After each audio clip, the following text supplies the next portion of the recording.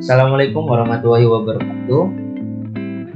Perkenalkan, kami dari kelompok 5, Praktikan Laboratorium Simulasi Komputer. Saya Akbar Amansyah pribadi, NPM 013, dan rekan saya Antonius Nathanael Sinanggang, NPM 033. Kali ini saya akan memenuhi tugas presentasi di mana pada modul yang kelima, yaitu pada software pensim dengan judul analisis sistem produksi kacang hijau pada PT Kuko dengan software pensim. Nah, untuk bagian abstraknya, PT Kuko ini suatu perusahaan yang bergerak di bidang produksi kacang hijau.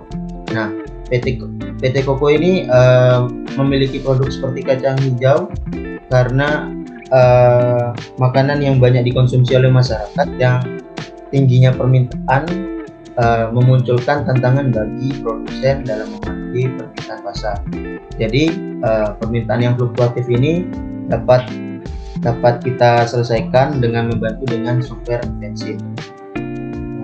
Kita langsung masuk pada bagian pendahuluan.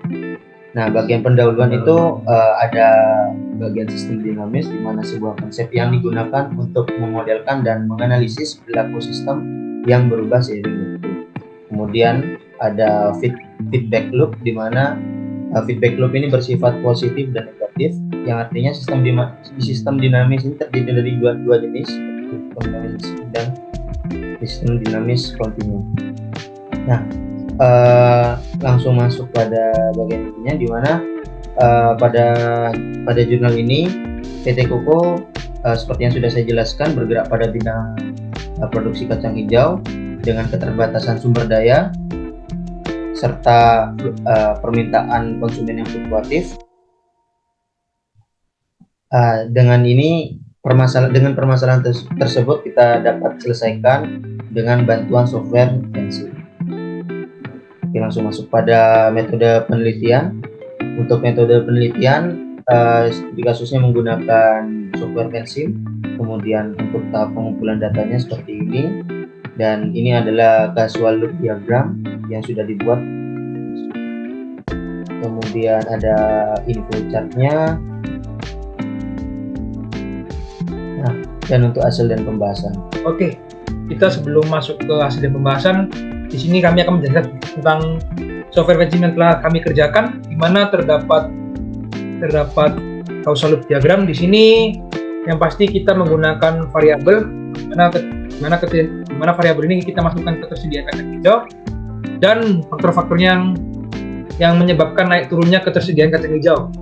Baik, di sini yang pertama adalah hasil panen, di mana faktornya itu ada 3, yaitu teknologi, lalu luas kacang hijau, dan pemupukan rutin dan terukur. Lalu yang kedua adalah jumlah permintaan, di mana terdapat peningkatan kualitas dan penurunan kualitas, serta gagal panen, di mana faktornya terdapat kekurangan air, terdapat hama, dan kurang perawatan. Nah, di sini ada tanda positif dan negatif, di mana positif itu merupakan faktor pendukung, dan negatif ini merupakan faktor untuk penstabil atau faktor yang mengurangi ketersediaan kacang hijau. Oke, setelah kita membuat causal loop diagram ini kita sudah mengetahui berbagai faktornya. Nah, setelah itu kita langsung ke tahap kedua, yaitu kita membuat stock flow diagram, di mana kotak yang ini merupakan level, di mana kita memasukkan jumlah permintaan dan ketersediaan kacang hijau. Setelah itu, nanti kita akan masukkan growth rate, di mana ini terdapat peningkatan kualitas dan penurunan kualitas, serta kita menghubungkan variabel, yaitu persentase peningkatan dan persentase penurunan. Oke, setelah itu kita juga buat rate lagi di hasil panen, lalu juga di gagal panen. Setelah itu kita masukkan juga faktor-faktor yang sudah kita buat di dalam causal loop diagram tadi, di mana merupakan dukungan teknologi, luas kacang hijau, kebutuhan, serta kurang air, hama, dan kurang perawatan. Nah, setelah kita sudah membuat dua bagian ini, lalu kita menghubungkan level yang pertama dengan level yang kedua, yaitu jumlah permintaan dengan ketersediaan kacang hijau. Nah, setelah itu apa yang kita lakukan? Setelah itu kita memasukkan equation, di mana equation ini merupakan skenario yang akan disimulasikan dengan berbagai equation, di mana untuk peningkatan ada 0,5, penurunan ada 0,9, serta jumlah permintaan ini merupakan peningkatan kualitas juga penurunan kualitas dengan initial value 3000, Dan sebenarnya masih banyak lagi di mana presentasi peningkatan ini dikali dengan 1000 dan penurunan juga dikali dengan 1000, serta dukungan teknologi juga equation-nya 0,2 kali 2500 dan lain sebagainya. Ini merupakan studi kasusnya. Yang sebelah kiri ini adalah equation dan yang sebelah kanan adalah variable, di mana ini merupakan skenario pertama ya. Oke, sudah semua. Setelah itu nanti kita escape dulu. Setelah itu kita Ctrl A, lalu kita simulate. Lalu kita simulate dulu. Oke, setelah kita simulate, nanti kita Ctrl A lagi. Setelah itu kita melihat grafnya. Nah, ini merupakan selected variabelnya, di mana bagian yang ini adalah ketersediaan kacang hijau, bagian yang warna merah yang fluktuatif ini. Jadi sesuai keterangan yang di sini. Betul. Ini merupakan skenario pertama dan ini merupakan tabelnya.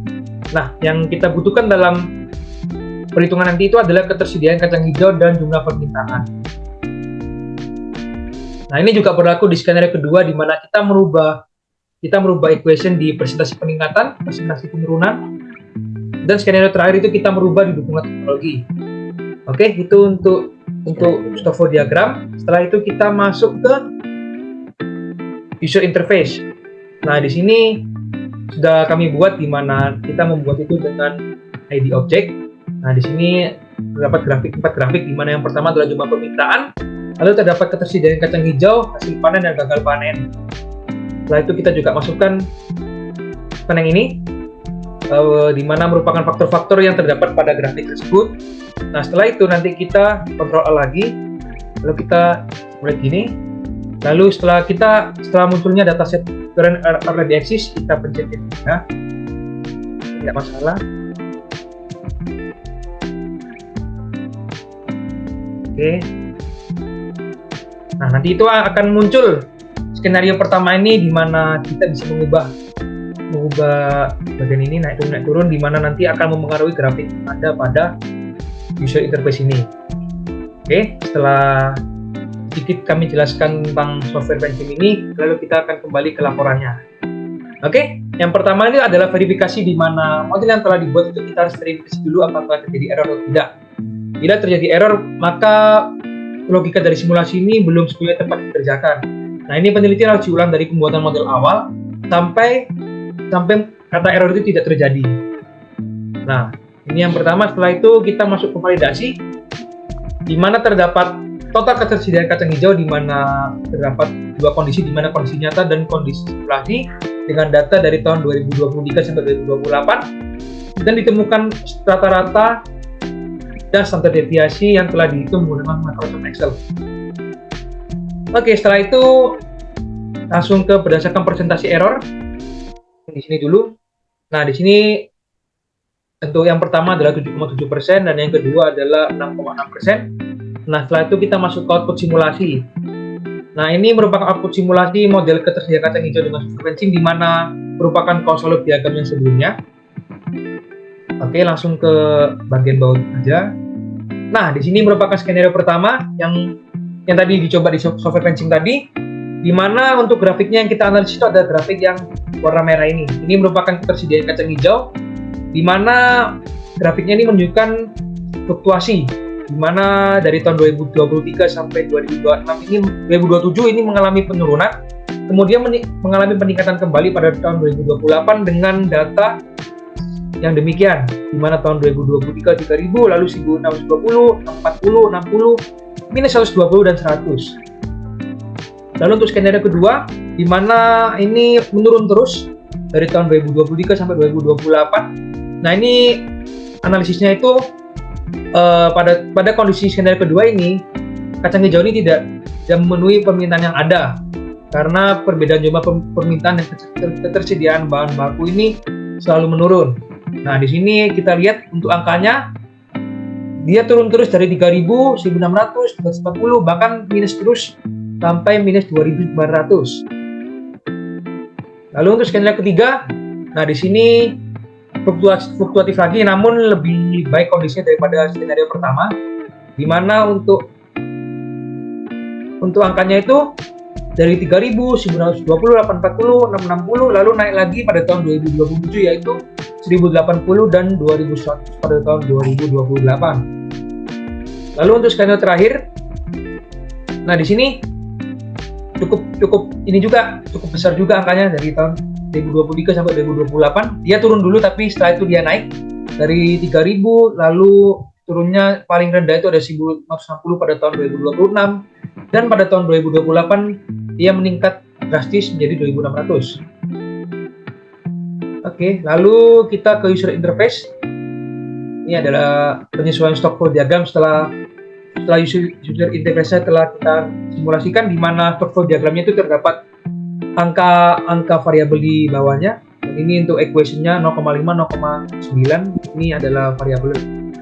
Nah, setelah itu kita langsung ke analis output.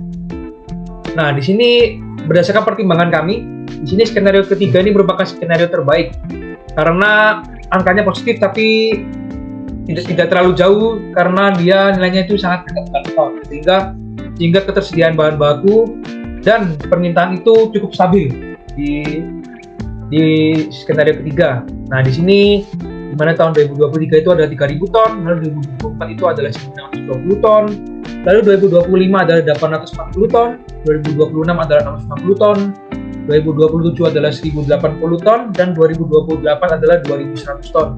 Nah, di sini kenapa kita tidak memilih skenario keempat? Karena skenario keempat itu persediaannya terlalu berlebih sehingga dapat menimbulkan kerugian. Lalu jadi antara persediaan sama permintaan itu terlalu jauh gitu. Ya, benar. Nah, terus kenapa juga kita tidak memilih skenario pertama dan kedua? Karena skenario pertama itu ada kondisi di mana ia tidak bisa memenuhi permintaan, dan kondisi kedua itu hampir setiap tahun itu tidak bisa memenuhi permintaan. Nah, kenapa seperti demikian? Karena kerugian yang pertama itu bisa menyebabkan penurunan nilai kualitas. Lalu kedua itu juga sulitnya melunasi pembayaran. Lalu yang ketiga adalah likuiditas usaha tidak seimbang karena yang dimiliki tidak seimbang. Dan bagaimana cara mengatasinya? Nah, mengatasinya ini, perusahaan itu perlu melakukan pengawasan stok barang yang dimiliki secara berkala, di mana persediaannya ini tidak perlu terlalu banyak dan juga tidak kekurangan. Lalu pemantauan secara berkala agar mengetahui kondisi terkini dari stok barang yang dimiliki. Nah, agar tidak terjadi overproduksi, sebaiknya penambahan kapasitas terpasang tidak dilakukan secara sekaligus, tetapi secara berangsur agar terjadi kestabilan produksi dengan kondisi ekonomi perusahaan. Nah, juga bagaimana agar tidak terjadi underproduksi. Nah, itu perusahaan juga harus memikirkan peramalan, lalu memikirkan kondisi permintaan yang dibutuhkan oleh masyarakat.